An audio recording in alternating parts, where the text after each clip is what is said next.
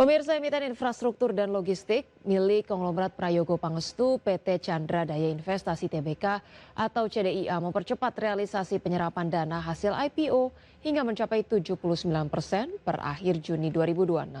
Langkah taktis ini diwujudkan melalui penyaluran dana bersih sebesar 1,84 triliun rupiah untuk memperkuat struktur modal serta operasional sejumlah anak usaha strategis perseroan.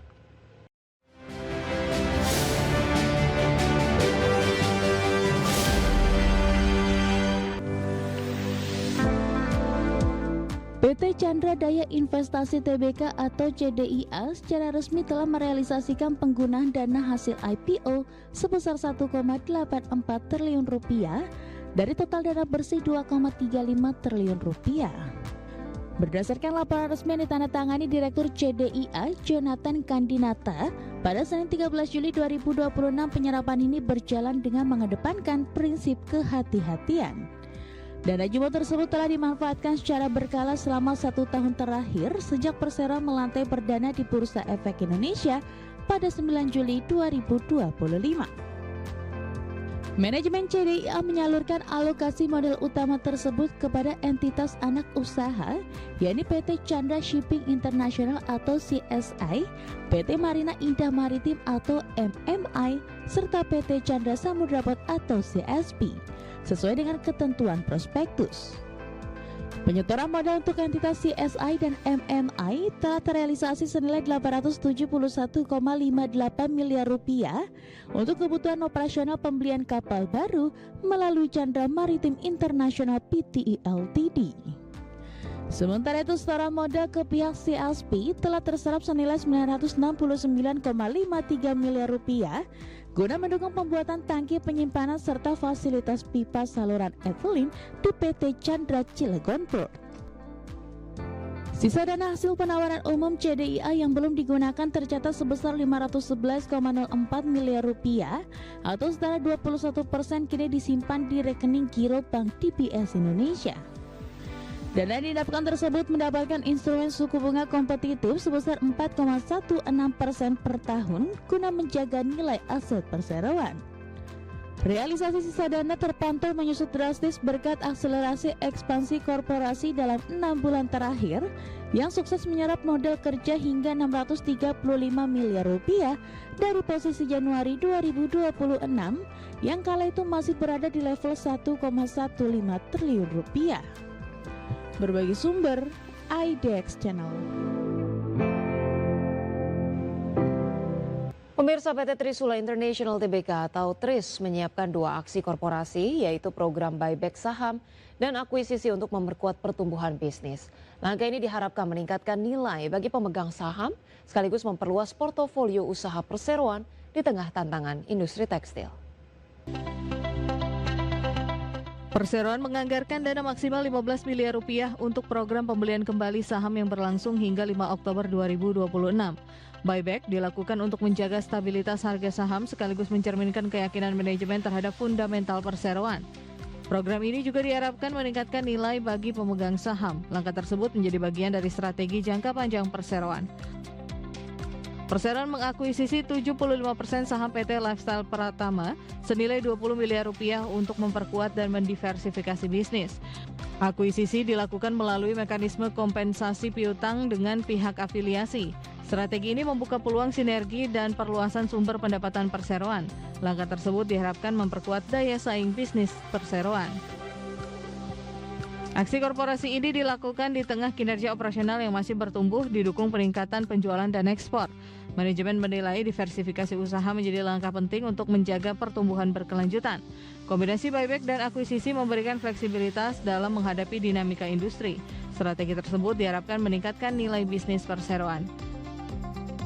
Buyback dan akuisisi menjadi bagian dari strategi perseroan dalam memperkuat fundamental dan menciptakan nilai jangka panjang. Dengan portofolio bisnis yang semakin beragam, perseroan berpeluang meningkatkan ketahanan usaha di tengah persaingan industri. Manajemen optimistis aksi korporasi ini akan mendukung pertumbuhan kinerja perseroan pada tahun mendatang.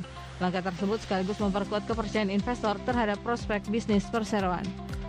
Berbagai sumber IDX Channel.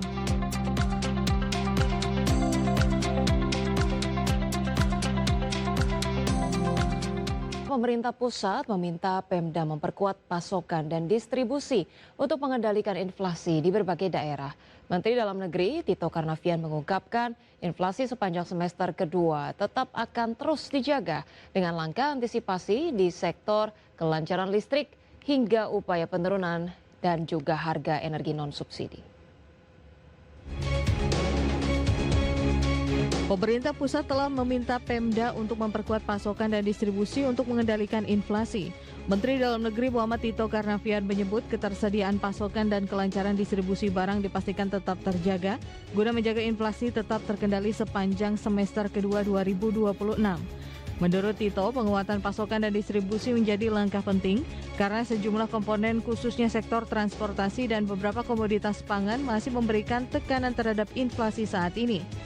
Meski inflasi nasional secara tahunan masih berada pada level 3,34% atau di bawah batas atas target pemerintah sebesar 3,5%, pemerintah tetap mewaspadai potensi kenaikan inflasi bulanan yang dipicu meningkatnya permintaan angkutan udara selama libur sekolah. Namun kebijakan penurunan harga BBM non-subsidi juga telah membantu mengurangi tekanan inflasi saat ini. Dan sekarang lagi dikoordinasikan langkah-langkah untuk menangani masalah udara. Bensin kan sudah BBM kan jenis bensin di Juli ini diturunkan harganya. Kemudian akan berpengaruh juga untuk menurunkan inflasi. Tapi sektor yang lain seperti bawang putih, minyak goreng, yang menjadi tugas Kementerian Perdagangan, ya ini perlu dikoordinasikan lebih intens. Nah, kalau untuk masalah. Selain itu, Tito juga meminta pemerintah daerah mengantisipasi gangguan distribusi akibat cuaca, terutama di wilayah kepulauan yang kerap dilanda gelombang tinggi. Tito juga menegaskan pengendalian inflasi membutuhkan sinergi yang kuat antara pemerintah pusat dan daerah melalui tim pengendalian inflasi pusat dan tim pengendalian inflasi daerah. Jakarta, Raharjo Patmo, IDX Channel. Pemirsa, Menteri Koordinator Bidang Pangan Zulkifli Hasan menegaskan Koperasi Desa Merah Putih akan menjadi penyalur bantuan pemerintah sekaligus penyerap hasil pertanian masyarakat melalui skema off-taker. Program ini ditargetkan dapat memperkuat ekonomi desa dengan puluhan ribu koperasi yang segera beroperasi di seluruh Indonesia. Menteri Koordinator Bidang Pangan Zulkifli Hasan memastikan peran Koperasi Desa Merah Putih sebagai pusat penyaluran berbagai program bantuan pemerintah sekaligus penyerap hasil pertanian masyarakat desa. Selain menjadi sarana penyaluran bantuan pemerintah, Menko Pangan menjelaskan bahwa KDMP juga berperan sebagai off-taker atau menyerap hasil produksi pertanian masyarakat. Menurutnya, peran tersebut menjadi penting terutama ketika harga komoditas pertanian berada di bawah harga yang telah ditetapkan pemerintah. Zulhas juga menegaskan Koperasi Desa Merah Putih bukan toko retail modern atau supermarket. Satu, apa itu? Infrastruktur apa? Untuk menyampaikan barang-barang yang bantu sosial, kemudian barang-barang subsidi, semua nanti melalui Koperasi Desa Merah Putih. Tadi diputuskan sudah. Kedua, Kopdas itu nanti dia akan menjadi off-taker. Kalau harga yang sudah ditetapkan oleh pemerintah seperti gabah masih di bawah harga pasar. Pemerintah tengah mempercepat realisasi program Koperasi Desa Merah Putih sebagai pilar ekonomi kerakyatan dan penyalur bantuan atau barang subsidi. Sebanyak 83.000 badan hukum telah rampung dengan target belasan hingga puluhan ribu unit bersiap beroperasi di seluruh Indonesia. Tim Liputan IDX Channel. Pemirsa, pemerintah mendorong para pengemudi ojek online untuk bisa memiliki usaha sampingan usai masuknya pengemudi ojek online dalam ekosistem pelaku UMKM. Deputi Usaha Kecil Kementerian UMKM Temi Satya Permana memastikan pihaknya akan memberikan pendampingan dan dukungan agar para pengemudi ojol dapat mengembangkan usaha di sektor lain. Mulai dari pelatihan dan peningkatan kapasitas kewirausahaan hingga pembiayaan melalui kredit usaha rakyat atau KUR. Menurut Temi, penyaluran KUR kepada pengemudi ojol yang menghadapi keterbatasan modal berpotensi semakin mudah karena aktivitas para pengemudi ojol telah berada dalam ekosistem digital yang dibangun melalui masing-masing platform. Ekosistem tersebut dapat mendukung proses identifikasi dan pengembangan kapasitas usaha pengemudi ojol agar mereka memiliki peluang untuk membangun sumber pendapatan baru dan meningkatkan kesejahteraan keluarga.